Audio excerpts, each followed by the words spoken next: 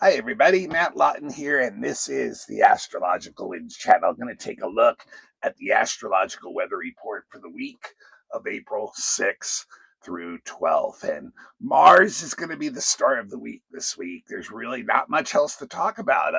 Three things. Mars is going to go into Aries, the sign of its ruler ship, one of the two signs it rules anyway. And it's also going to, right before that, sextile Uranus, really exciting there. And then on the weekend, it's going to conjunct Neptune. There's really not much else going on this week for the planets. So, um, just a little bit of business first. The Astrological Winds channel is a free video blog that's on YouTube. It's a YouTube channel now for, I think it's the sixth or seventh year here. And if you like what you see and you have a YouTube account, I'd really like you to become a follower. And when you become a follower, don't forget to turn your notifications on, or you're not going to be notified that the blog is coming. You'll probably forget about it after a while. So, really important point there. And remember, too, it was a podcast long before it was a blog. It's still available on podcast, the same exact audio copy of the video, and that frees you up so that you can, be listening to the podcast when you're doing something else, like driving to work or whatever, using your time wisely in these days where we have so much to do. Also has its own Instagram account, Astrological Winds channel. So if you become a follower there, it'll show up in your newsreel every week, and that'll take you right to the YouTube channel. And the other place to always find it is on my website, www.astrological winds, not channel on that, just winds.com. And you'll see a little tab that says blogs. You hit that, the current one will be there.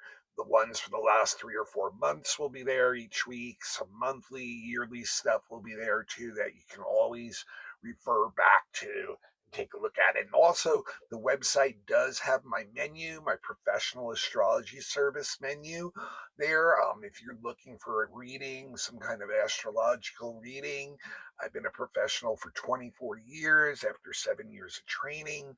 We'd love to do that for you. We have a group looking for an event, also looking for beginner students right now. We're going to be starting up a class really, really soon. So check the website out there. There's a direct email there you can get. I'll go into more detail on that stuff later. So once again, not a lot going on this week. And the last few weeks here and there, I've been able to have a look at, things that are mainly going on in the world that really relate to the astrology of the times. And mundane astrology is like the astrology of politics of the world and the leaders. And it's been such a wild time, and we've, have in the United States a leader that, really has been really reacts to the astrology and brings the nation along with him really well in our current president, Donald Trump. Um, so I wanted to just show a couple things in relation to his chart and the United States chart, and in particular, because of what Mars is doing this week, because his Mars has a lot to do with why he's the way he is, and it actually sits on the midpoint of the US's Sun and North Node, and then his Sun is actually conjunct the US's Mars, so they're really, really, really close together.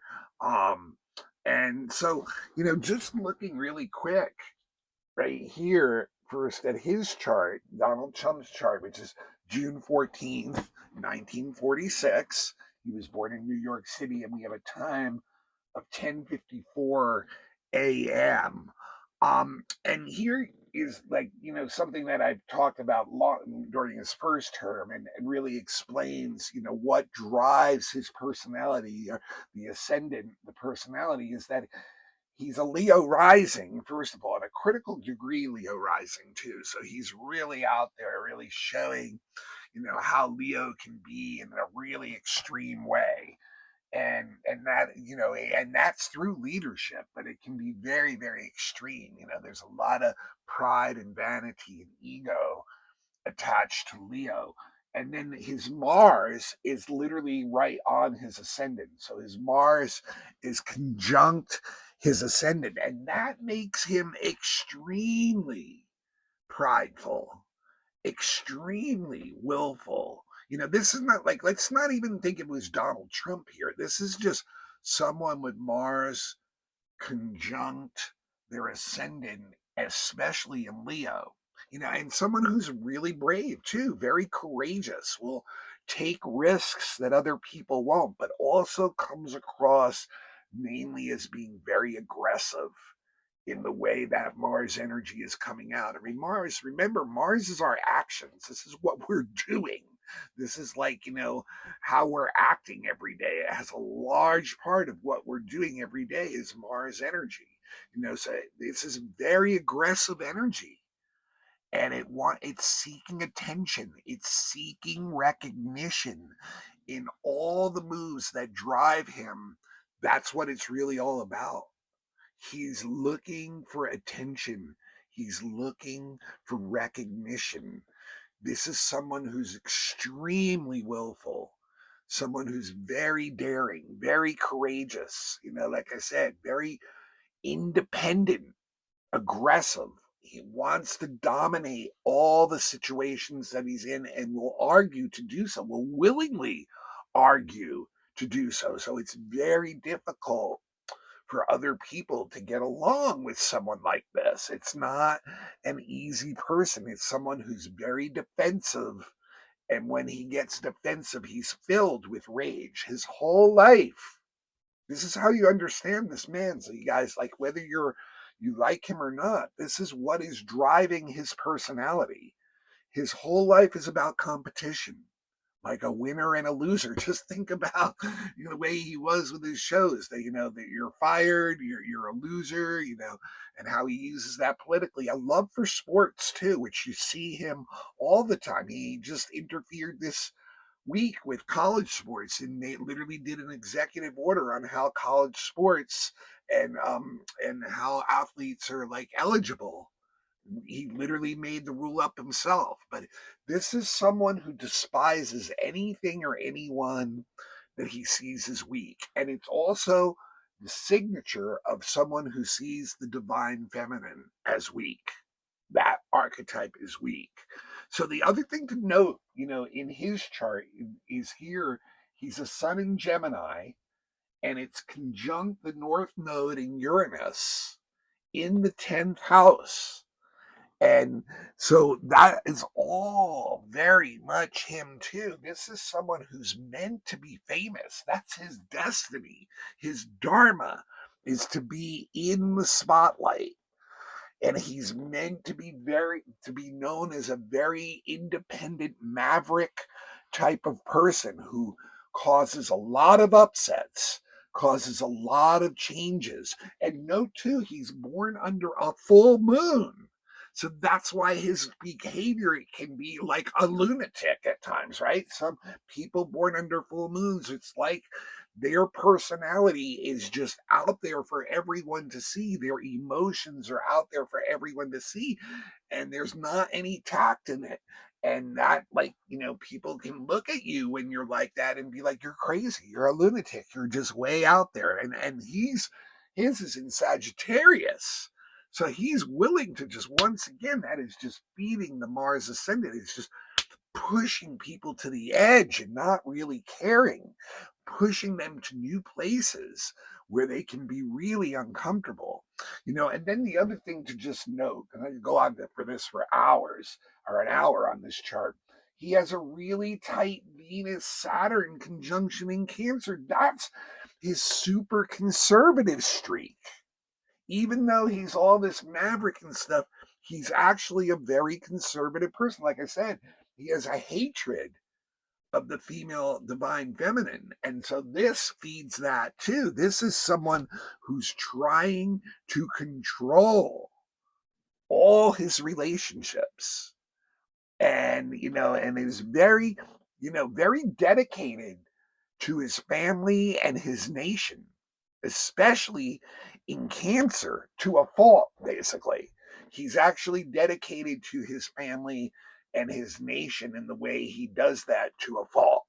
And then when you take this chart and you take the United States chart, the one I use, which is the Sibley chart, and once again, this will show you why this chart is so valid. Here's a bi-wheel.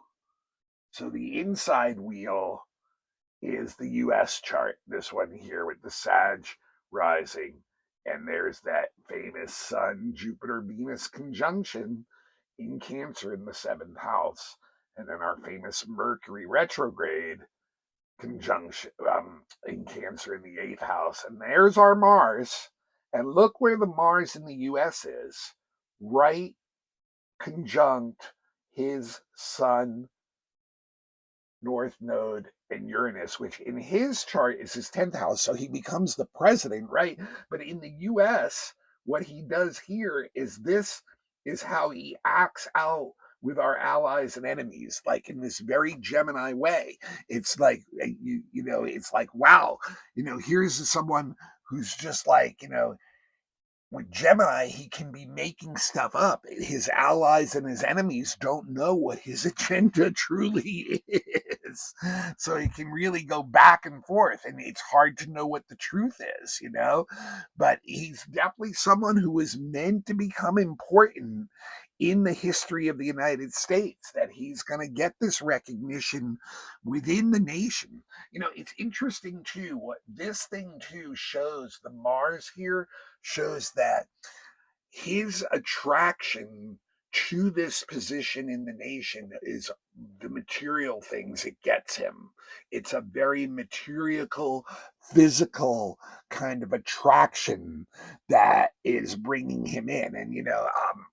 And he also will create a lot of teams to push his efforts with this energy, with his Sun, North Node, and Uranus right on the US Mars, and the US Mars literally on the midpoint of that Sun and North Node in his chart. So really, really interesting how that comes together. And then also looking at his Mercury the U.S. Mercury retrograde is conjunct his Venus Saturn, and it's in the eighth house. So his effects, what he does, which is a Mercury retrograde in Cancer, it's all about saving our nation, sovereignty of the U.S. It's kind of backwards thinking retrograde, especially in a world of free trade and international trade and things like that. What he does with his tariffs and even this war is he's restricting those, and the economy is feeling all these choices that he's making. So the eighth house is the house of international finance, and it shows that he has a very narrow yet shocking vision that can be very selfish in relation to others. And that's how these other nations see those tariffs. That's how people right now are seeing this war, and the whole economy of the world is going along for the ride on that. So it's a very, very interesting thing. So, but I bring all this up because of what's going on this week, and that is Mars going into Aries until May 20th. It will be going into its own sign of rulership. And when Mars is in Aries, it acts very strongly, it acts very aggressively, it acts very much in self-interest without regards to others. So you can see, he's a very Mars driven person, and he's very much a key part of the United States history. And with this war going on that he's got us involved in now, and the economy going crazy around the world, and not to mention all the other stuff going on in the world, and a lot of that driven by his decisions too. These next 6 or 7 weeks, it's going to be just wild. He's going to get really, once again, just in the most narrow, selfish way of pushing what his agenda is in response to any of this stuff. But Wednesday, we have a beautiful Mars sextile Uranus, or a really positive energy. This is one where we're seeking out new experiences to have, but it's not in a chaotic way. It's a way where we're trying to purposely bring in creative change into our life, into our routines, to bring some new excitement in, to bring some stimulation to our mind and to our actions. This is one where we're willing to even change our minds, willing to look into new things that influence our minds and make them a little bit different than they were. And that can be maybe surprising to people who know us the way we are and expect us to always be that way. But on a personal level, it can really help you break out of routines that have become too habitual, that have become, too, have you too stuck in a certain pattern. So it can give you some really original viewpoints that you haven't had before, that you can actually make use of in your actions every day right away. Sometimes in this one, we run into new people that become new friends almost instantly. Like there's this very exciting attraction to the way they're doing things differently that's very appealing to where you're at right now, and vice versa for them, possibly. But this is one where we're definitely seeking out more freedom, more independence, and want to move away from people or things or routines or patterns that we feel that somehow are restricting us. And it's not like where it's built up to a point where we're being really super rebellious. This is more like, no, I want to bring this in. I can bring it in a like more gentle way and start to inject change into my systems. But it definitely makes you want to be more independent in your actions, and you're willing to give that independence to others also. Just wanting to really create some new routines or put some new energy into the routines that you already have. And then Thursday is the big day when Mars goes into Aries for the next 6 or 7 weeks. Like I said, I think it's till May 20th. Yeah, May 20th. Um, and that's the sign of its rulership. And Mars is really strong there. Just remember that Mars is one of the two malefic planets traditionally. So it will be a troublemaker. That means when it's in a sign where it's really strong, it's going to feed aggressiveness. It's going to feed a self-centered kind of energy. This is once again just like the Mars Uranus. Mars in Aries is very independent. It's very freedom seeking for the self, and it really injects a lot of energy into us. So it's a time, it's a physical energy that we're feeling with this. So it's a time to be active, right?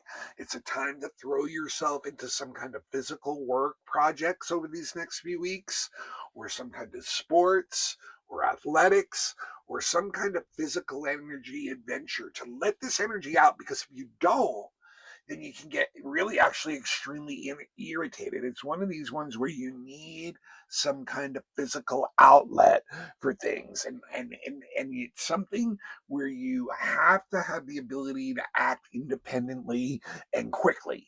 Okay. Because otherwise you're not going to be happy. It's a very impatient energy, and especially in relation to others or circumstances that we perceive as blocking what we truly are trying to do. But it's a great time, Aries, the beginning of the zodiac, a great time to initiate new activities that really are about going our own way. And Aries is cool on that level because it doesn't want to control others. Actually, it really wants to allow others to go their own way. It wants to conquer others, but then once it's conquered, they're conquered. It's like, well, now you're kind of on my side. Go do what you want to do.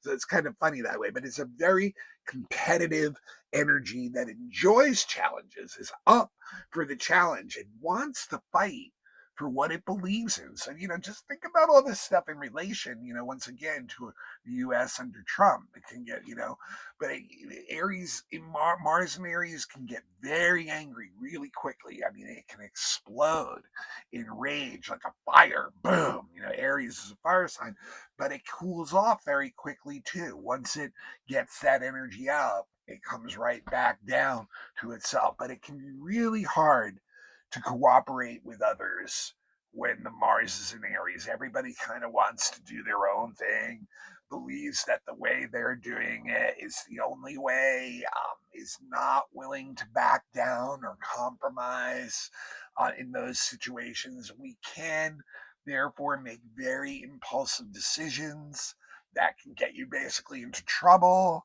I don't know if you regret them. I don't know if Aries has regrets sometimes. It's just like moves on to the next thing when it does cause trouble, for itself. But definitely be careful about being impulsive, being, getting careless, sloppy with your actions, because you can actually get yourself in accidents and hurt yourself. During this period, especially physically. And then Sunday is Mars conjuncting Neptune. And next week it'll hit Saturn.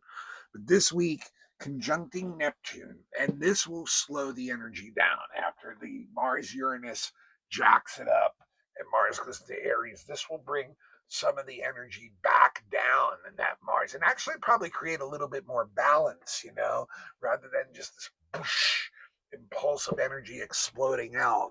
Um, One of the things about Mars and Neptune together is that the energy can feel really weird. Like, I don't know how else to explain it. Sometimes words are not the best thing for trying to explain things, but like it can make energy feel odd, awkward, weird, strange, like out of this world kind of oddness. And like even the events that can go on can be kind of odd, or even our own actions. We might sit there and be like, why did I just do that? Like, why did I do that? Like, that's kind of like things happen that can kind of be inexplicable in real world terms. And there's a certain restlessness with this energy too that's, once again, very hard to put a finger on. Like, why is this happening? I don't understand why I'm feeling like this restless kind of energy, this like edgy energy inside, yet it's hard to get motivated.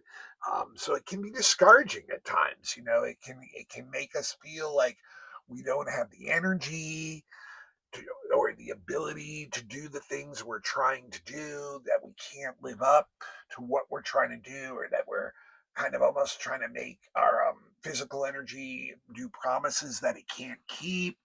Um, and that can make us feel inferior. Then it can get us really discouraged, and then give us kind of like an inferiority complex, basically. A lot of times too with Mars and Neptune, we may start our actions, initiate actions without having all the facts yet, with or initiating under unclear situations or unclear energy, and then finding out that later on that we somehow deluded ourselves, and then also be really careful of people too who come to you with their visions, because there's a good chance they're deluded and they're trying to get you to act on them. They this can have like a fanatical energy, and it can also have a follower energy where you can follow a fanatic. So, what's really good for Mars Neptune is selfless work, charitable work, working with groups to help others, like neighborhood projects, any kind of work that you're doing where, you're helping others out, and a lot of times that will transfer with Neptune into something greater for society. So, but once again, even with things like that, you want to make sure that your intentions are really clear and that the people that you're working with intentions are clear too, because if not, you can get discouraged really easily. It'll start to, you can have your energy drained from you, and get exhausted. So, watch for people, being deceptive can literally be like an energy vampire. can make yourself susceptible then to illnesses, to like the environment. But it's a really good weekend, especially after Mars goes into Aries and hits Uranus during the week, which will make us really active to just kind of purposely slow our energies down. You know, just be more careful. There's going to be energy available, but it's kind of more like the energy of like a flow, like, something like Tai Chi or yoga or a stream that's running gently, or the flow of the Tao, even, but you have to be in that zone. If you're in that zone of ego with the Mars and Aries and you're trying to push, push, push, then you're going to find out that a lot of your results are going to be weird, off, awkward, or you're not going to be able to get through what you want to really do. All right, so that's what I got for this week. Now, next week, we are getting a new moon.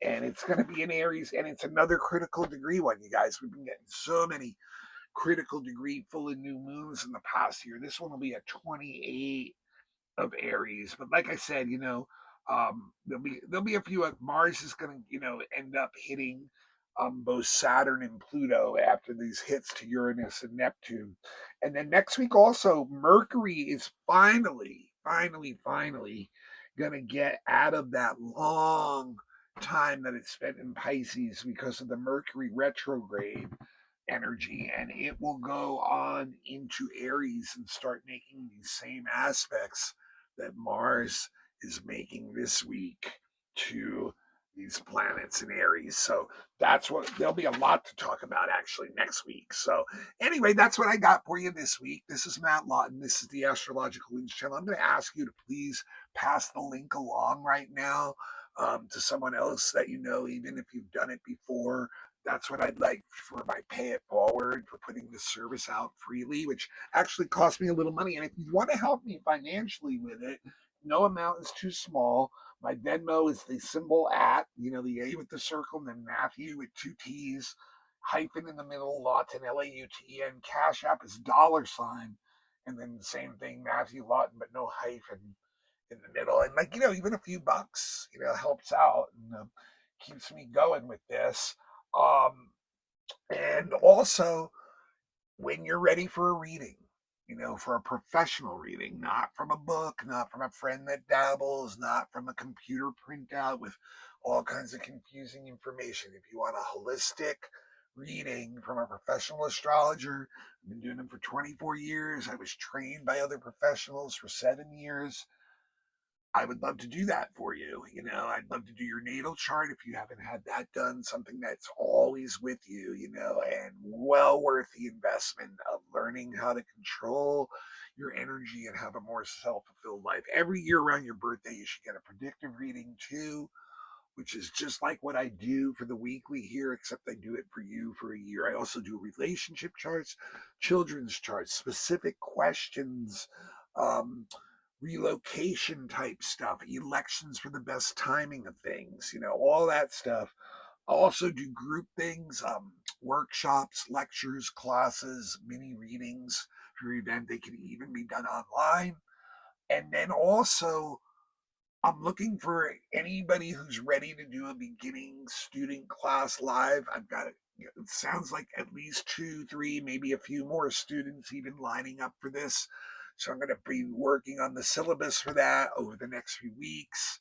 It's time to jump on the train, and if you want to do that, if you've been thinking about it, it's going to be only $25 a class. But yes, I am going to need the money up front. I want the commitment because I know people, when they don't have a commitment, they have a tendency to kind of drift away at times. And I'm going to commit. I expect other people to commit too. So so I need that from you if you're going to want to be a student. But we'll do beginners classes, and we'll get into it pretty deep. If you guys, if you're dabblers and you're ready to move on to a deeper level, then this is for you.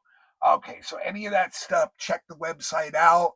Also, or you can directly email me at matthuey823@gmail.com. All right, next week we'll take a look at that new moon in Aries and all that other stuff going on. A lot of Aries energy this time of the year. Mercury will be going there too. Thank you all for tuning in. Please pass the blog along. See y'all next week.